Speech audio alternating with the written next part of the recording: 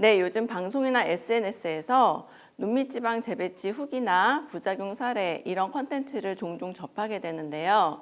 눈밑지방은 아래 눈꺼풀 바로 밑에 위치한 지방 주머니를 말하는데요. 의학적으로는 안화지방이라고 합니다. 외부 충격으로부터 안구를 보호하는 쿠션 역할을 하는 곳인데 피부가 노화되면 이 지방이 겉으로 튀어나오면서 다크서클, 즉 피곤한 인상을 주게 됩니다. 과거에는 눈밑지방 재배치가 40대 이후 노화 개선 수술로 인식이 됐다면 요즘은 눈밑 그늘 개선 목적으로 20, 30대들도 비교적 쉽게 선택하는 수술이 되었습니다. 그래서 오늘은 눈밑 수술을 고민하시는 분들이 가장 궁금해하시는 내용을 정리해 알려드리겠습니다. 첫 번째로 어떤 사람이 눈밑 수술을 받게 될까요? 눈밑지방 재배치를 고려하는 경우는 안화지방의 돌출이나 꺼짐 또는 눈밑 피부와 주변 근육 지지 구조의 약화로 인해서 눈 아래 윤곽이 흐려지고 다크서클이 도드라질 때가 많습니다. 이로 인해서 표정과 관계없이 눈밑 음영이 지속되고 화장으로도 가려지지 않는 처짐이나 주름이 동반되기도 합니다. 네, 이러한 구조적 변화로 인해서 주변에서 어디 아픈 건 아니냐 혹은 많이 피곤해 보인다 이런 말을 반복적으로 듣게 되고 그로 인해서 스트레스로 내원하시는 경우가 흔합니다. 그러면 눈밑지방 재배치 수술 방법에 대해서 간단히 설명을 드리겠습니다. 눈밑으로 튀어나온 지방을 단순히 제거하는 수술이 아니라 돌출된 지방을 아래쪽으로 이동시켜서 눈밑과 중안면부의 볼륨 균형을 맞춰주는 수술입니다. 수술은 피부를 절개하지 않고 아래 눈꺼풀 안쪽, 즉 결막을 통해 접근하기 때문에 겉으로 보이는 흉터나 실밥이 남지 않습니다. 수술 시간은 평균적으로 1시간 정도 걸리고 회복은 비교적 빠른 편으로 대부분 일주일 정도면 일상생활이 가능합니다. 눈밑 볼륨이 부족한 경우에는 지방 재배치와 함께 지방 이식을 병행하기도 합니다. 네, 수술 전후 사진을 보시겠습니다. 나이에 비해 눈밑이 꺼진 환자분이었는데요. 수술 후 눈밑이 환해져서 인상도 개선되는 효과가 있었습니다. 선생님, 저분은 눈밑 지방 재배치만 한 건가요? 네, 재배치만 하신 겁니다. 오, 근데 저렇게 많이 달라지네요. 네. 하지만 이 수술은 개인의 눈밑 구조와 얼굴 볼륨에 따라 적합 여부와 방법이 달라지게 됩니다. 그러면 하안검 수술이랑 지방 재배치 수술은 어떤 차이가 있는 거예요? 네, 눈밑지방 재배치와 하안검 수술의 차이점에 대해서는 제가 상담실에서 정말 많이 받는 질문인데요.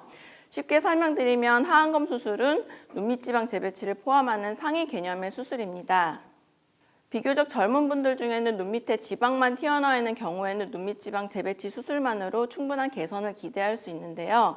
하지만 나이가 들면서는 지방 돌출뿐만 아니라 눈둘레 근육이 늘어지고 피부의 잔주름과 처짐이 같이 동반되게 됩니다. 이런 상태에서 눈밑지방 재배치만 시행하게 되면 늘어진 근육과 피부가 남아있기 때문에 수술 결과에 만족하지 못하는 경우가 많습니다.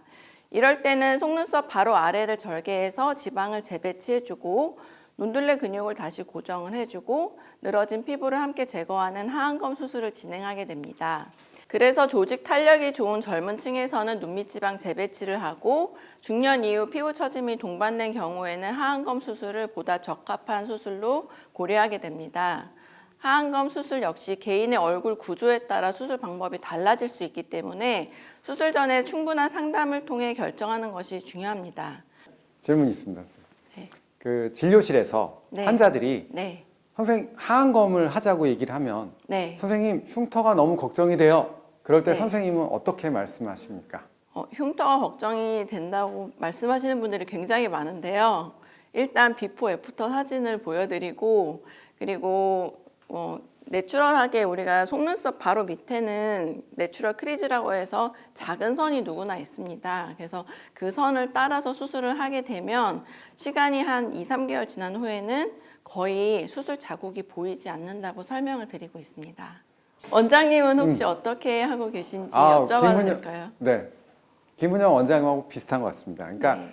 그 절개의 위치가 제일 중요한데 가끔 보면 선생님들 중에 그 개념을 잘 이해 못하고 이렇게 절개를 조금 소위 말해서 속눈썹에 가까운 라인에서 좀 떨어지게 절개를 하는 분들이 계세요.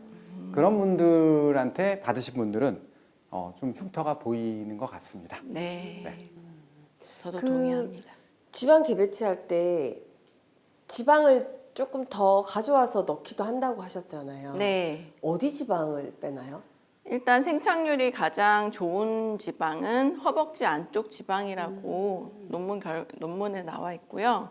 근데 이제 사람마다 지방 분포가 좀 다르기 때문에 사람마다 좀 양질의 지방이 있는 곳을 찾아서 지방을 뽑고 있습니다. 네. 허벅지 다음으로는 어디가 좋아요? 허벅지 다음으로는 이제 허벅지 안쪽이 가장 좋고 그다음에 허벅지 바깥쪽.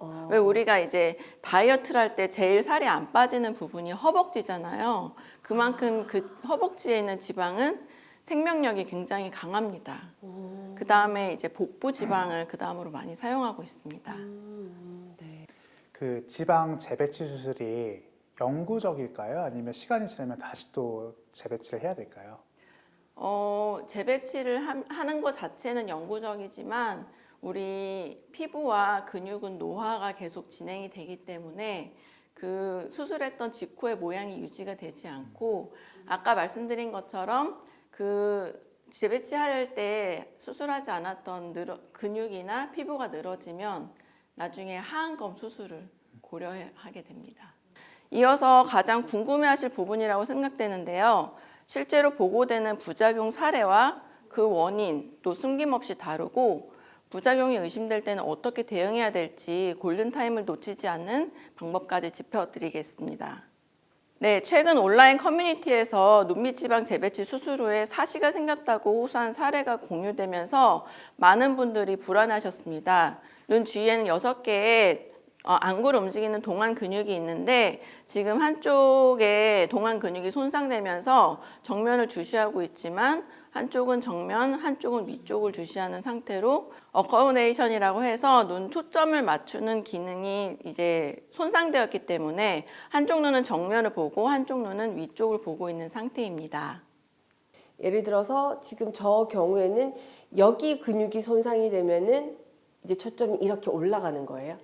지금 이 사진 같은 경우는 그 안구를 둘러싸고 있는 근육 중에 아래쪽에 있는 근육은 네. 그 눈동자를 아래쪽으로 당기는 그런 근육인데 지금 이 아래쪽에 있는 근육이 손상이 됐으니까 안구를 아래쪽으로 당겨주지 못해서 위쪽만 향하고 있는 그런 상태입니다. 아, 그렇구나.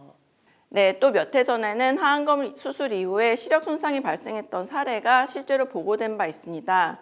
매우 드문 케이스이기는 하지만 눈 주위 수술이기 때문에 안구, 근육, 신경과 인접해 있다는 점에서 결코 가볍게 볼 수 없는 합병증입니다.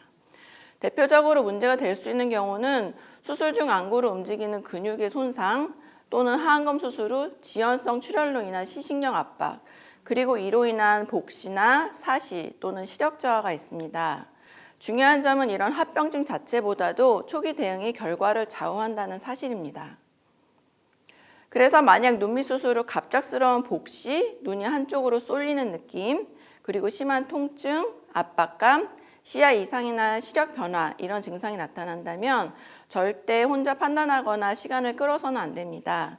특히 수술 직후부터 수일 이내에는 조직 손상이나 출혈을 되돌릴 수 있는 매우 중요한 치료의 골든타임입니다. 이 시기에 의료진과 즉시 긴밀하게 소통하고 필요하다면 안과와 협진해서 추가 처치를 받는 것이 장기적인 후유증을 막을 수 있는 결정적인 역할을 합니다. 마지막으로 눈밑지방 재배치를 결정하기 전에 꼭 알고 있어야 할 핵심 포인트를 정리해 드리겠습니다. 첫째, 눈밑의 문제 원인이 단순히 지방 때문인지 피부 처짐이나 중안면 구조까지 포함되는지 정확한 진단이 필요합니다. 둘째, 젊은 연령일수록 지방 돌출이 크지 않은 경우가 많아서 재배치만으로 기대한 효과가 부족할 수 있습니다. 셋째로는 눈밑지방 재배치는 다크서클, 즉 피부 톤 자체를 치료하는 수술이 아니라 구조적인 음영을 완화하는 수술이라는 점을 이해해야 합니다. 마지막으로 개인의 눈 구조와 근육, 신경 위치에 따라 수술 방법과 위험도가 달라지므로 충분한 상담 후에 결정하는 것이 중요합니다. 네, 요즘은 수술이 쉬워진 시대이지만 눈 주위 수술은 여전히 정밀함과 판단력이 중요한 영역입니다.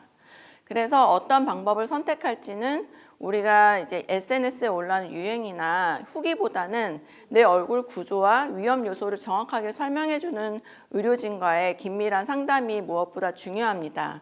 그리고 혹시라도 문제가 의심된다면 좀 더 지켜보자가 아니라 지금 바로 확인하자가 가장 안전한 선택이라는 점 꼭 기억해 주시기 바랍니다. 지금까지 성형외과 전문의 김은현이었습니다. 감사합니다.